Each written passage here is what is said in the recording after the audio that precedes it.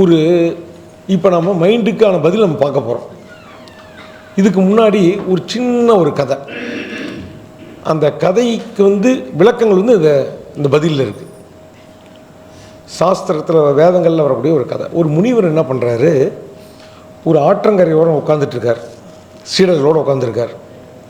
அப்போ அந்த ஆற்றங்கரையில் மறுக்கரையிலிருந்து சில பெண்கள் வெண்ணெய், தயிர், மோர் இதெல்லாம் கொண்டு விற்றுட்டு மீதி இருக்கிறத எடுத்துகிட்டு வீட்டுக்கு திரும்புகிறாங்க. காலையில் வந்துட்டாங்க, விற்றுட்டு எல்லாம் சேல்ஸ் பண்ணிவிட்டு வீட்டுக்கு திரும்பும்போது பார்த்திங்கன்னா ஆற்றுல தண்ணி பெருக்கெடுத்து ஓடுது, கரை புரண்டு ஓடிட்டு இருக்குது. இவங்களால் அதனால கடந்து போக முடியாது. அப்போ என்ன பண்ணுறாங்க, அந்த முனிவர்கிட்ட, சுவாமி எங்களுக்கு ஆற்றை கடந்து போகணும், நீங்கள் எங்களுக்கு உதவி செய்யுங்க அப்படிங்கிறாங்க. அந்த முனிவர் என்ன பண்ணுறாரு, ரொம்ப பசியாக இருக்குமா, வெண்ணெய் தயிர் இருந்தால் கொடு அப்படிங்கிறாரு. இவங்களாம் மீதி இருக்கிறதெல்லாம் கொடுக்குறாங்க. அவரும் நல்லா சாப்பிட்றாரு. நல்லா சாப்பிட்டு ஆற்றுக்கு முன்னாடி போய் ப்ரே பண்ணுறார், சாமி கும்பிட்றார். கும்பிட்டு, புனிதமான ஆறே, நான் விரதம் இருப்பது உண்மையானால் இந்த பெண்களுக்கு வழிவிடுவாயாக அப்படின்னு வேண்டுறார். உடனே ஆறு என்ன பண்ணுது, வழிவிடுது. வழிவிட்டோடனே அந்த பெண்களுக்கு அவங்களுக்கு சந்தேகம் வரல, ஏன்னா இப்போ தான் நம்மகிட்ட வாங்கி சாப்பிட்டாரு, இவர் இப்போ விரதம் இருக்கிறது உண்மையானால் வழிவிடுங்கன்னு சொல்கிறாரு அப்படிங்கிற டவுட் அவங்களுக்கு வரல. அவங்க பாட்டு அவங்க போயிட்டாங்க. ஆனால் கூட இருக்கிற சீடர்கள்லாம் சந்தேகமாக இருக்குது. குரு நம்ம கண்ணு முன்னாடி தான் வெண்ணையும் தைரியமாக சாப்பிட்டாரு, சாப்பிட்டு ஆற்று முன்னாடி இன்னும் என்ன கேட்குறாரு, புனிதமான ஆறே, நான் விரதம் இருப்பது உண்மையானால் வழிவிடுங்கன்னு சொல்கிறாரு, இது எப்படி அப்படின்னு சொல்லிட்டு இவங்களாம் சீடர்கள்லாம் கேட்குறாங்க. சாமி நீங்கள் இப்போ தான் சாப்பிட்டீங்க, இப்போ நீங்கள் போய் இப்படி சொல்கிறீங்களே, ஆறும் வழி விடுதே, என்ன அது அர்த்தம்? அவர் சொல்கிறாரு, பசிச்சவன் அப்பயே போயிட்டான் சாப்பிட்டவனே, இப்போ இங்கே ஆற்றுக்கு முன்னாடி கும்பிட்டு வேணுனவே வேற ஆள் அப்படிங்கிறாரு. இந்த பதிலை வச்சுக்கிங்க. இப்போ அவர் சொன்ன விஷயத்தில் ஒரு மிகப்பெரிய ஒரு உண்மை உள்ள அடங்கியிருக்கு. அது என்ன உண்மைங்கிறத அப்புறம் இந்த நான் யாரில் நம்ம பார்க்க போகிறோம். இப்போ நான் யாருங்கிற கேள்வி யார் கேட்குறா? இந்த மனசு தான் கேட்குது, ஆன்மா கேட்கல. அப்போ இந்த மனசுக்கு தான் பதில் வேணும். ஓகேங்களா? இப்போ புற உலகத்தை பொறுத்தவரையிலுமே எல்லாமே ரெண்டாக தான் இருக்குது. அகம் முழுமையாக ஒன்றா தான் இருக்குது, மனசுங்கிறது முழுமையாக ஒன்று தான். அங்கே டுவெல்னஸ்ஸே கிடையாது. மனம் அப்படின்னாவே ஒன்னஸ் தான், அங்கே டுவெல்னஸ் கிடையாது. ஓகேங்களா? வெளியில் தான் ரெண்டு இருக்குது எல்லாமே. என்ன ரெண்டு இருக்குது? நாம் ஒரு வேலை செய்கிறோம், ஒரு நபரை பார்க்குறோம், எல்லாமே ரெண்டு இருக்குது. காண்பவன், காணப்படும் பொருள். நம்ம சொல்கிறோம்ல, காண்பவன், காணப்படும் பொருள். இது உங்களுக்கு புரியுதா இந்த இடத்துல?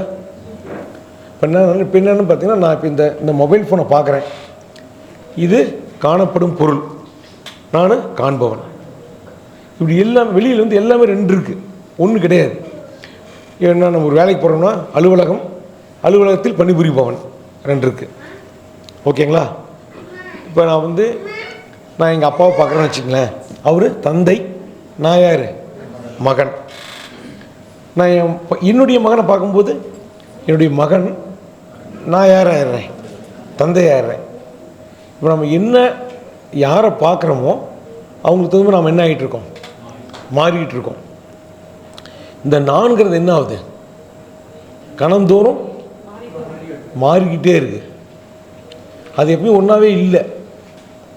இந்த இடத்துல என்ன பண்ணுறேன், ஐயாவுடைய கருத்தை நான் புரிஞ்சுக்கிட்டதை பகிர்ந்து கொள்ளக்கூடியவன். நீங்கள் யார்? கேட்குறவங்க.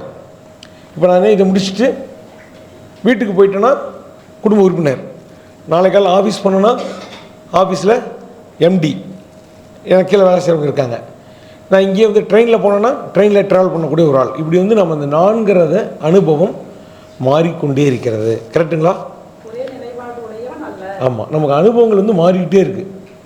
நாம் நினைக்கிறோம் நான் ஒருத்தர் நிரந்தரமாக இருக்கிறேன், எனக்கு பல அனுபவங்கள் போயிட்டுருக்கு, அப்படி தான் நம்ம நினச்சிட்ருக்குறோம்.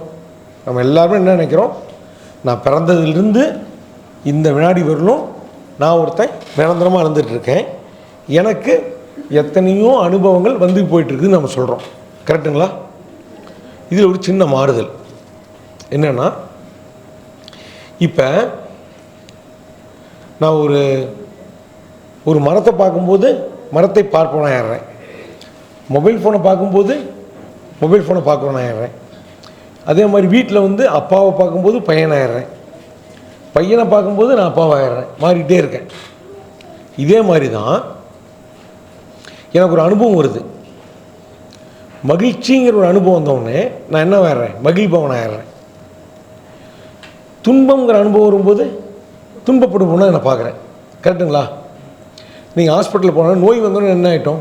நோயாளி ஆகிட்டோம்ல. நம்ம நோய் வந்தால் நோயாளி, பணம் வந்துட்டால் பணக்காரன், துன்பம் வந்துட்டால் துன்பப்படுவோம், மாறிக்கிட்டே இருக்கிறோம் நம்ம. அப்போ என்ன அனுபவம் வருதோ அந்த அனுபவத்துக்கு தகுந்த அனுபவிப்பனாக மாறிக்கிட்டே இருக்கிறோம். இந்த இடம் உங்களுக்கு புரியுதா? நமக்கு ஏற்படக்கூடிய அனுபவத்துக்கு தகுந்த மாதிரி நாம் என்ன ஆயிடுறோம்? அனுபவிப்புனாக மாறிக்கிட்டு இருக்கிறோம். இப்போ நம்ம என்ன பண்ணுறோம்? ஒரு பயம் வருது, எனக்கு ஒரு சூழ்நிலை பயம் வருதுன்னு வச்சுங்களேன். இப்போ நமக்கு இதெல்லாம் வந்து நடைமுறையில் இருக்கிறது. இப்போ நமக்கு பிடிக்காத விஷயங்கள், பயம் வந்தால் நமக்கு பிடிக்காது, கோபம் வந்தால் பிடிக்காது, நெகட்டிவ் தாட் வந்தால் நமக்கு பிடிக்காது. இப்போ எனக்கு பயம் வரும்போது இங்கே நல்லா கவனிங்க, பயம் வரும்போது நான் யார்? நான் என்ன நினைக்கிறேன்? நான் பயப்படுவேன்னு நினைக்கிறேன். பயம் என்பது என்னுடைய அனுபவம். நான் யார்? பயப்படுபவனாக இருக்கிறேன். அனுபவத்திற்கு தகுந்த அனுபவிப்பவனாக நான் மாறிட்டுருக்கேன். கரெக்டுங்களா? கோபம் வரும்போது கோபப்படுவனாக இருக்கிறேன். இப்போ என்ன கேள்வின்னா, இப்போ என்கிட்ட ஒரு கார் இருக்குன்னு வச்சுக்கோங்க. நான் அந்த காரை பேஸ் பண்ணி என்னை பார்க்குறேன். கார் என்னுடைய பொருள், நான் யாருங்க? காரை உடையவன், அப்படி சொல்லலாம்ல. நான் உங்ககிட்ட கேட்குறேன், நான் காரை உடையவனாக இருக்கிறதுனால கார் என்கிட்ட இருக்கா? கார் என்கிட்ட இருக்கிறதுனால நான் காரை உடையவனாக இருக்கிறேன்னா? கார் தான் முதன்மையானது. கரெக்டு தான். S, correct. கார் இருக்கிறதுனால நம்ம காரை உடையவனாக ஆகிட்டோம். கரெக்ட். இப்போ என்னன்னு கேட்டிங்கன்னா, நாம் என்ன நினச்சிட்டோம்? நான் ஒருத்தர் நிரந்தரமாக இருக்கிறேன், எனக்கு வந்து பயம் வருது, எனக்கு வந்து கோபம் வருது அப்படின்னு நம்ம சொல்லிகிட்டு இருக்கிறோம். ஆனால் உண்மையில் கோபம் வந்ததால தான் நம்ம கோபப்படுவோம்னா மாறி இருக்கிறோம். இதனால புரியுது அந்த இடத்துல உங்களுக்கு? பயம் வந்ததால தான் நம்ம என்னவா இருக்கிறோம்? பயப்படுவோம்னா மாறி இருக்கிறோம். பயப்படுபவனுக்கு பயம் வரல. ஓகேங்களா? பயங்கிற அனுபவம் வந்ததுனால என்ன நான் பயப்படுவோம்னா நான் பார்க்குறேன். இது மாதிரி தான் ஒரு எதிர்மறை எண்ணம் எனக்கு வருது. ஒரு அருவருக்கத்தக்க ஒரு எண்ணம் வருதுன்னே வச்சுக்கங்களேன். ஒரு எண்ணம் வருது, அந்த எண்ணத்துக்குரிய நானாக நான் இருக்கிறேன். எனக்கு அந்த எண்ணம் வரல. அந்த எண்ணம் வந்ததுனால அந்த எண்ணத்தை எண்ணுபவனா நான் இருக்கிறேன். கரெக்டுங்களா? இந்த இடத்துல யாருக்காவது புரியுதா புரியலையா? எப்படி வந்து கார் இருக்கிறதுனால தான் நான் காரை உடையவனாக இருக்கிறேன். அதனால் என்ன அனுபவம் வருகிறதோ அந்த அனுபவத்துக்கு தகுந்த அனுபவிப்பவனாக நான் என்னை பார்க்குறேன். இப்போ இன்னும் கிளியராக சொல்லணும் அப்படின்னா, கோபம் வந்ததால் தான் நான் கோபப்படுபவனாகவே மாறி இருக்கிறேன். இப்படி இந்த முனிவர் சொன்னார்ல, பசிக்கும் போது பசி, அப்போ வேற ஆள் சாப்பிட்டு முடிச்சிட்டார், வெண்ணெய் தயிரெலாம் சாப்பிட்டு முடிச்சுட்டு அந்த ஆள் போயிட்டார். இப்போ ஆற்றை பார்க்கும்போது உதவக்கூடிய நபராக மாறிட்டார். அங்கே அவங்க அந்த பெண்களுக்கு உதவுறதுக்கு ஒரு ஆளாக மாறிட்டார். அப்போ என்ன பண்ணுறாரு? அப்போ அவர் சாப்பிடல எதுவும். ஸோ நான் இப்போ விரதம் இருக்கிறது உண்மையானால் வழி அப்படின்னு கேட்குறாரு. கணத்திற்கு கணம் இந்த நான்கிற உணர்வு நிரந்தரம் இல்லாமல் மாறிக்கொண்டே இருக்கிறது அப்படிங்கிறத மீன் பண்ணுறதுக்கு தான் அந்த கதையே இருக்குது. இப்போ இந்த அனுபவங்கள் வந்து புதுசாக தான் வந்துட்டுருது நமக்கு. உண்மையில் வெளியில் நம்ம தெரிகிற நம்ம தான் உனக்கு 50 வயசு, உனக்கு 60 வயசு, உனக்கு 40 வயசு நம்ம சொல்லிகிட்டு இருக்கிறோம். உள்ளுக்குள்ளே இருக்கிற நான் வந்து எப்போவுமே புதுசாக தான் இருந்துகிட்ருக்கு. கணந்தோறும் புதியதாக தான் இருந்துகிட்ருக்குது. அனுபவங்கள் வர வர அனுபவிப்புன்னு வந்துகிட்டே இருக்கலாம் புதுசாக. எந்த வகையான அனுபவமாக இருந்தாலும் இதுதான் நம்ம நான்கிறதுனுடைய உண்மையான விளக்கமே. அதுதான் நிரந்தரமான நான் கிடையவே கிடையாது. நீங்கள் முகாமுக்கு வரத்துக்கு முன்னாடி வீட்டில் இருந்த நான் வேறு, அப்படின்னா என்ன யாருன்னு உங்களுக்கு தெரியாது, உங்களை யாருன்னு தெரியும். இப்போ வந்த விட்டி நம்ம வேறு, இப்போ நம்ம புது நானாக ஆகிட்டோம். கணம் நாம் மாறிக்கிட்டே இருக்கோம். அனுபவத்தால் தான் அனுபவிப்போம் வரானே ஒழிய அனுபவிப்பவனுக்கு அனுபவம் வரவில்லை. இது நல்லா நோட் பண்ணிக்கோங்க. இந்த இடம் உங்களுக்கு புரிஞ்சாதான் மேற்கொண்டு நம்ம போகவே முடியும். நம்ம பேசுகிறதெல்லாம் வந்து அகம் சார்ந்தது, புறம் சார்ந்தது அல்ல. மனம் சார்ந்த விஷயத்தை நம்ம பேசிகிட்டு இருக்கோம்.